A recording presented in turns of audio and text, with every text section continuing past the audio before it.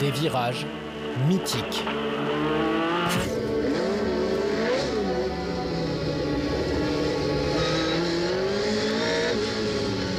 Des repères immuables.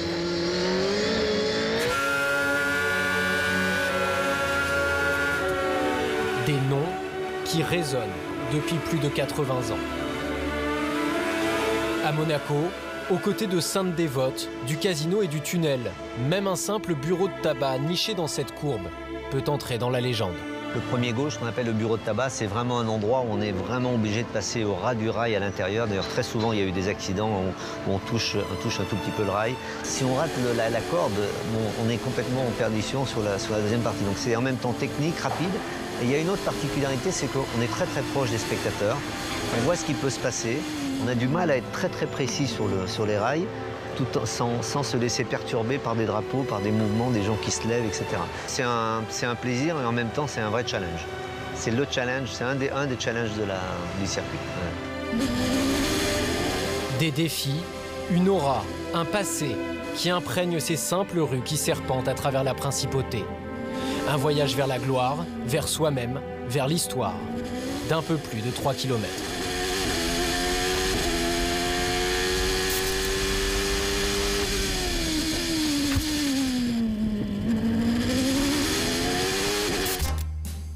Avant même les premiers tours de roue, la magie déjà.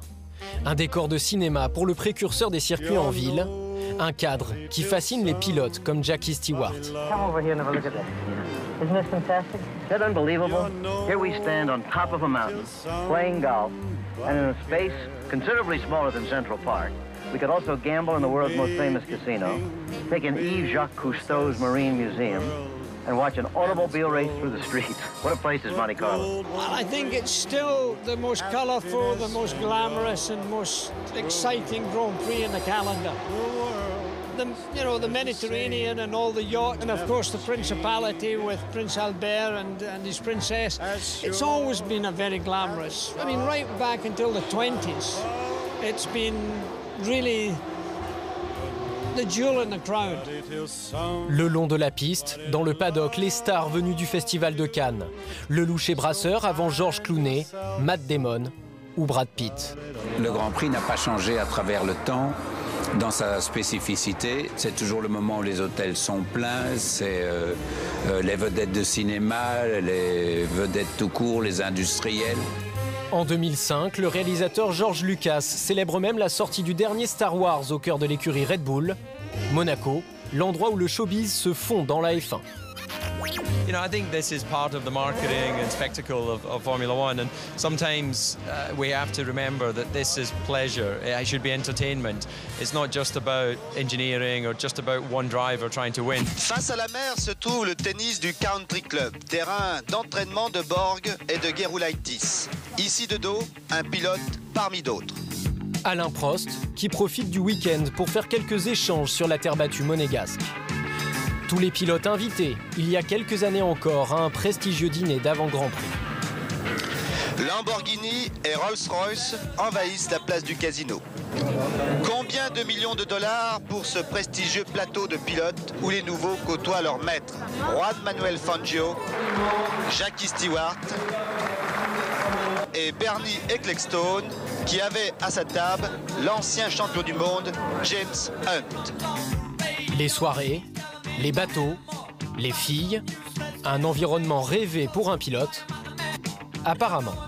For the drivers, it is the worst place because you cannot move around because everybody is in town. You can only be in the racing car and in the hotel room. This is the best way if you want to win the race. Pour eux, ce week-end de travail commence dès les essais libres, le jeudi. Avec une mission, redécouvrir la piste, se préparer aux exigences d'une course à part. You need to be very patient on the Thursday because the track is very slippery, it's very dusty, it's very easy for you to have a crash early in the weekend.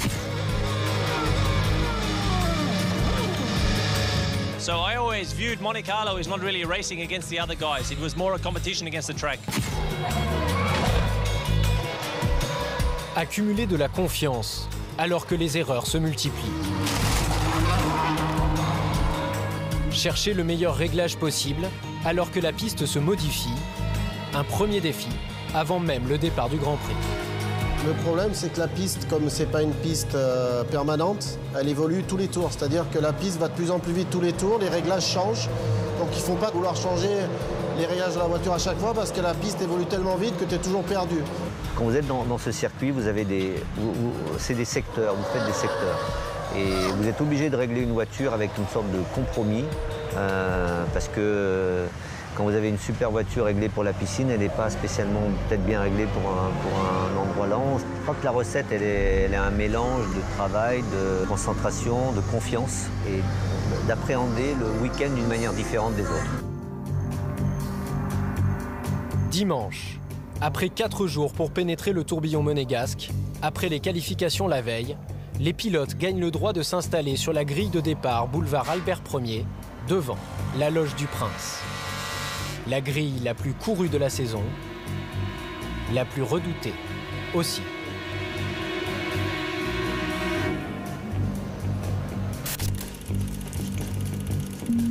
À une centaine de mètres à peine de leur emplacement, une courbe à droite. Le virage de Sainte-Dévote, un nom emprunté à la petite église située au bout d'une cour pavée. Pour les pilotes, la sainte patronne de Monaco se montre sans pitié, notamment au moment où ils s'élancent. Malgré toutes les recommandations, malgré le briefing du directeur de course, chaque année en général il y a un accrochage à Sainte-Dévote qui est toujours compliqué et c'est facile à comprendre parce que dans le fond c'est un entonnoir. Les concurrents sont sur la grille. The cars are on the grid. Pronti sullo schieramento. Nur mehr wenige Augenblicke bis zum Start. 1980, Alain Prost s'apprête à prendre son premier départ à Monaco en F1. Je me rappelle très bien, ça n'a pas été très long.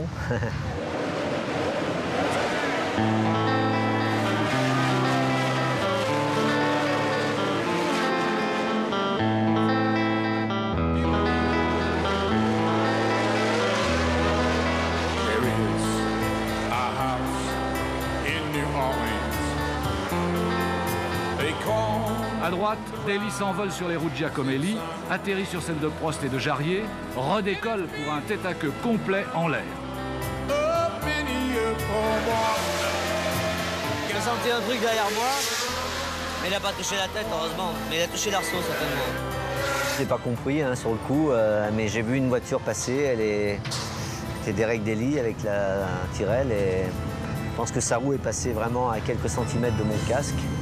Et puis j'ai dû m'arrêter là. C'est typique à Monaco, vous savez que le départ, le premier virage a toujours été un moment où vous êtes sûr de rien. Un départ qui est aussi l'une des rares opportunités de doubler. En 2002, David Coulthard, parti deuxième, prend la tête d'entrée et s'impose pour la deuxième fois à Monaco. You need a good car, a good team, of course, but more than anything, you have to be 99%. Just because if you do 100%, you crash. And that's the thing, you have to discipline yourself to drive 99% and just really know your car. So the key for me was always when I had a new car in January, I was thinking already about Monaco, always making sure that my position in the cockpit gave me good visibility and gave me the confidence.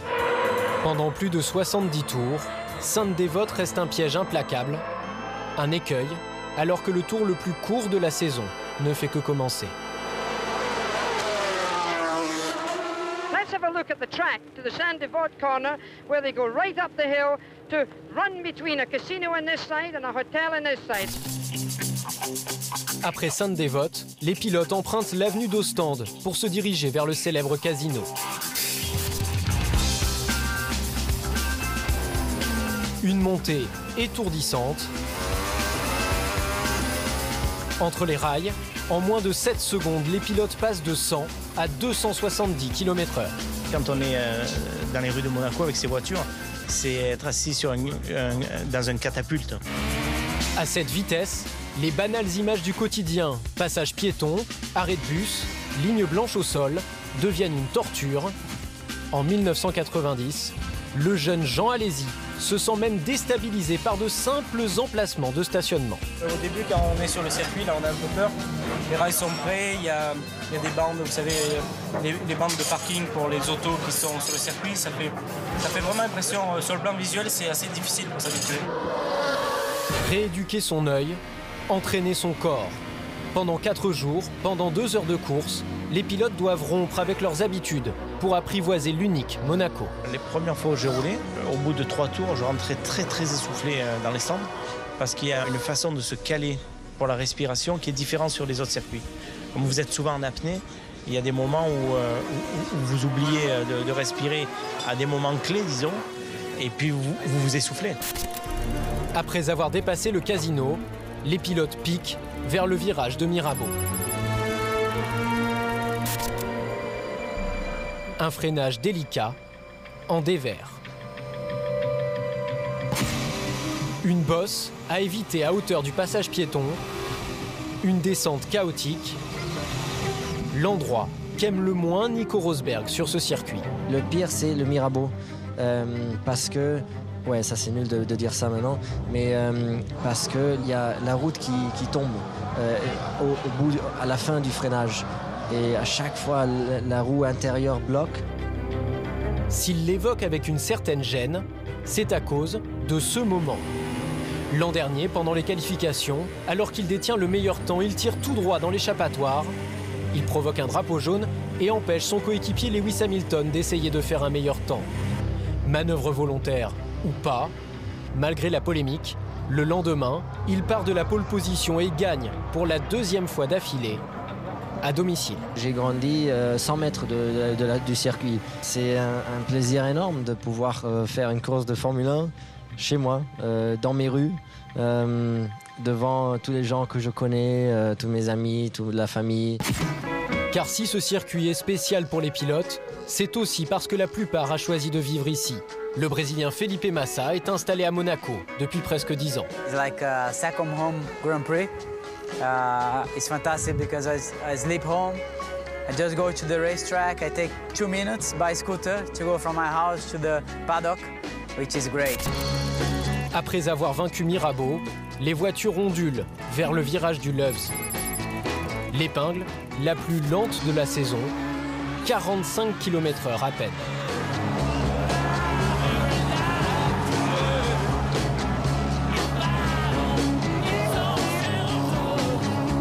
C'est ici qu'en 1996, Olivier Panis dépasse Eddie Irvine, une manœuvre pour ce qui n'est alors que la 3e place.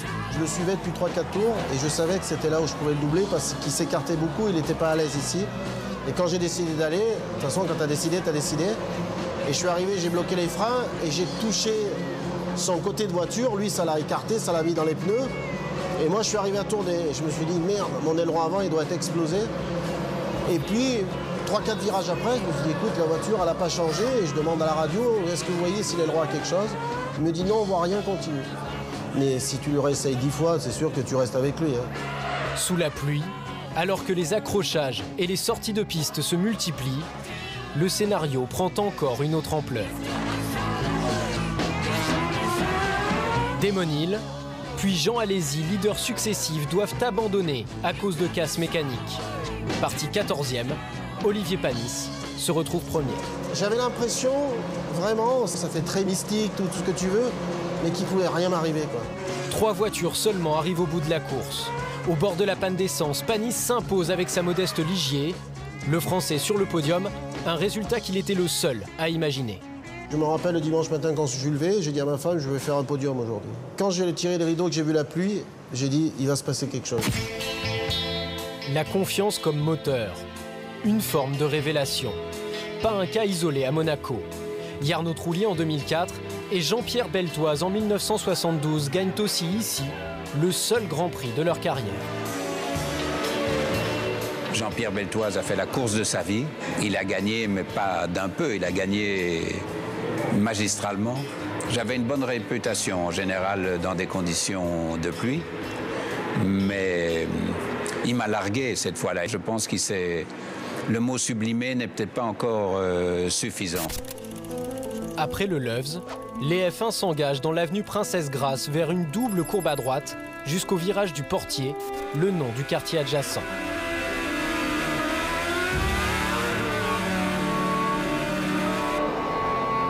Une zone apparemment anodine qui a piégé les meilleurs. Schumacher en 1996. Et surtout, Ayrton Senna en 1988. Alors qu'il menait avec un demi-tour d'avance sur Alain Prost.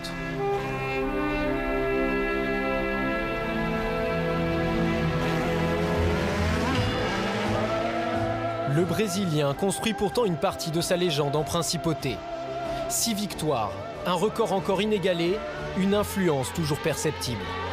La première image qui vient à l'esprit de certains pilotes actuels quand on parle de Monaco. Probablement Senna qui sort du tunnel avec ce son impressionnant, avec son casque jaune et la McLaren rouge et blanche. Ça, c'est peut-être mes premiers souvenirs. Yeah, I remember so well when he won and then Nigel Mansell tried to overtake him and he couldn't let him by and then he won the race with the Brazilian flag after. But Senna, I think, was the master of Monaco. 6 victoires pour Senna, 5 pour Michael Schumacher, 4 pour Alain Prost, 3 pour Stirling Moss et Jackie Stewart. Un palmarès, 4 étoiles.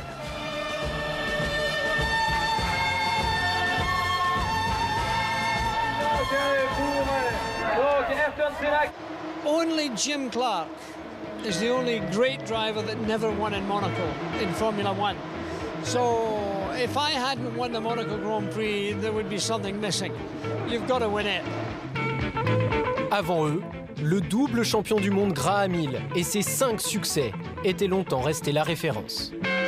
What was the story of this race from your driver's seat point of view? Well, it was bloody hard. They'd call my dad Mr. Monaco. He somehow clicked with that circuit, and things went well for him there, which you can't really explain because he never won the British Grand Prix either. So it's just sometimes luck is involved, but I think to win 5 times is not lucky. It must be some skill. Des grands pilotes qui forgent certaines de leurs plus grandes courses dans les rues de la Principauté.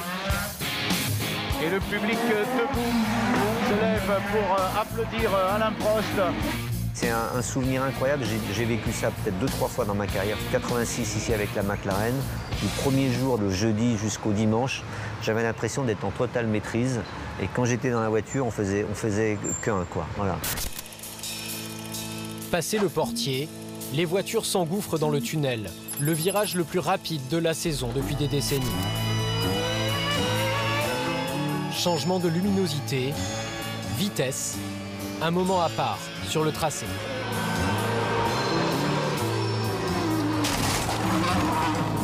En 1984, alors que le reste de la piste est noyé sous la pluie, les pilotes demandent même à ce qu'il soit arrosé pour éviter les changements d'adhérence. Dans ces conditions extrêmes, la course démarre malgré tout. Parti de la pole position, Alain Prost tient la tête, mais derrière lui, un jeune pilote méconnu parti de la 13e position remonte tout le peloton. Et il est passé, Lauda, il a été doublé par Senna dans la ligne droite. Senna, 2e, revient sur Prost. Mais 11 des 20 pilotes ont déjà dû renoncer. Les conditions empirent. À un moment, j'ai fait signe parce que ça devenait vraiment compliqué. Devenu directeur de course à Monaco après sa carrière de pilote, Jackie Ickx interrompt l'épreuve au 31e tour. Senna avait alors moins de 8 secondes de retard sur Prost. Ce qui compte, c'est de survivre dans ce métier. J'ai trouvé que c'était inutile de laisser les pilotes aller plus loin. Le Brésilien, qui s'estime lésé de la première victoire de sa carrière. J'ai revu Senna bien après. Avec le temps qui a passé, il a trouvé que c'était une bonne décision. Mais entre-temps, il avait gagné 50 Grands Prix, donc ce n'est plus du tout la même optique. La course stoppée avant les 3 quarts, Alain Prost ne marque ce jour-là que 4,5 points au lieu de 9. Il perdra le titre d'un demi-point en fin de saison face à Lauda. Ça fait partie de l'histoire de la F1, on va dire ça comme ça. À la sortie du tunnel, les F1 surgissent en pleine lumière à presque 300 km/h pour se jeter dans la chicane.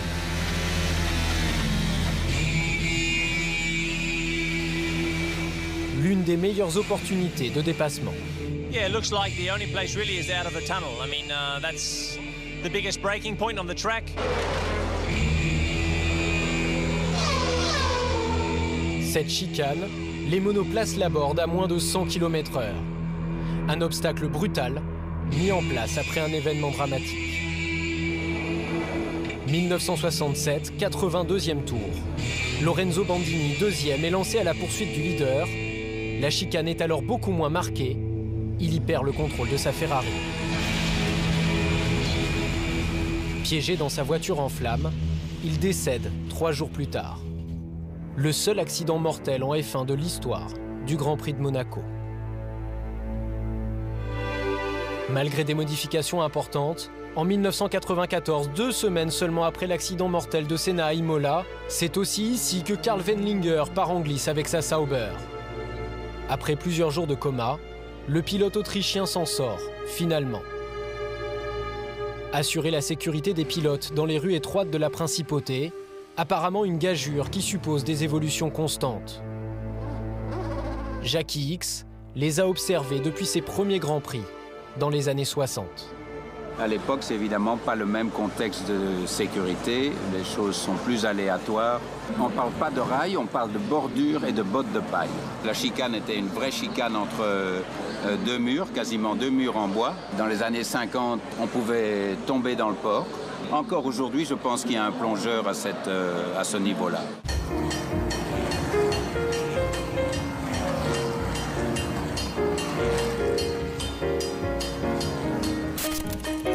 Après la chicane, les pilotes foncent sur le port en direction du bureau de tabac, désormais dissimulé derrière l'imposante tribune K.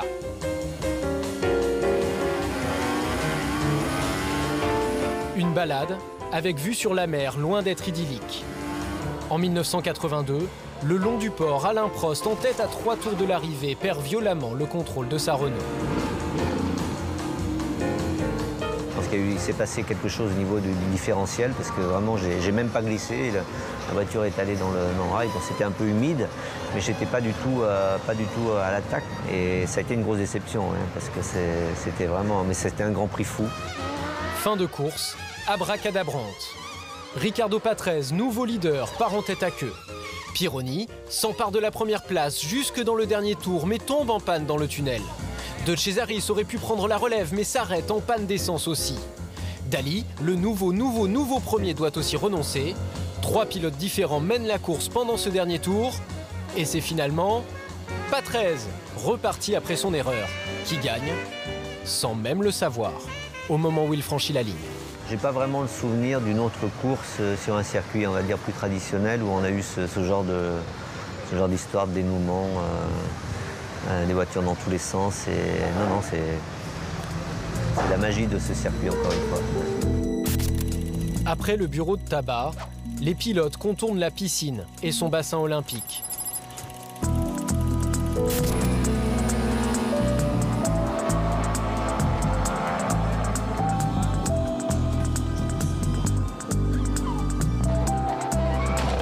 Sous le regard du seul pilote de nationalité monégasque de l'histoire de la F1, Louis Chiron, il se dirige vers la Rascasse. Un restaurant dont Niki Lauda ne garde pas vraiment un souvenir ému. For me, the most annoying was when I was driving as hard as I could to win. And when I came to Rascasse, there were the people there with the champagne. Not even looking at the race, but I always saw them when I came by. And I said, why the hell I'm racing here?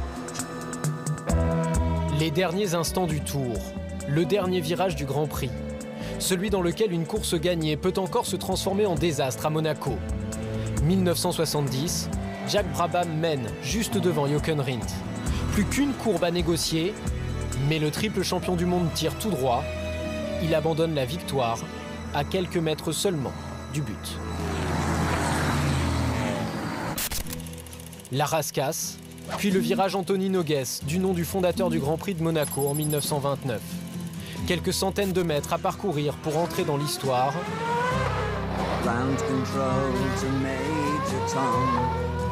Laisser éclater sa joie.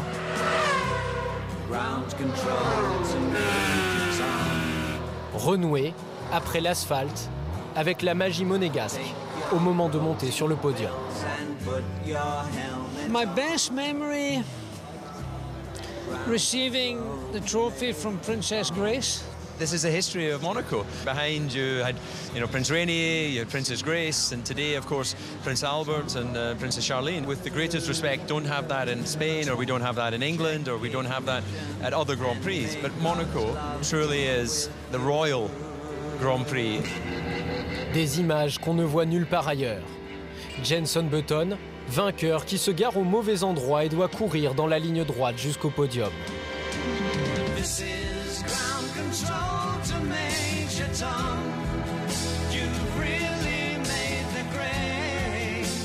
L'aura du prince et de son épouse.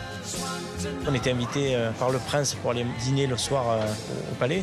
Bon, moi, je suis un fils de carrossier. J'arrivais d'Avignon et tout, et d'être dans le palais avec le prince, c'était exceptionnel.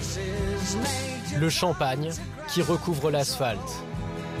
En bas de la loge princière, 3 hommes se tiennent côte à côte, au même niveau. Comme leurs aînés avant eux, ils viennent de vaincre le circuit le plus spécial, le plus glamour, le plus incertain de la saison. Il y a une magie, et on aura toujours oublié quelque chose à Monaco, mais c'est toujours pour l'année d'après.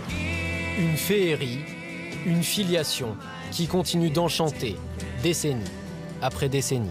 Monaco, c'est presque la perfection par rapport à ce que l'on peut avoir du circuit en ville. C'est le circuit en ville, en tout cas, ça c'est sûr. Il n'y en a qu'un.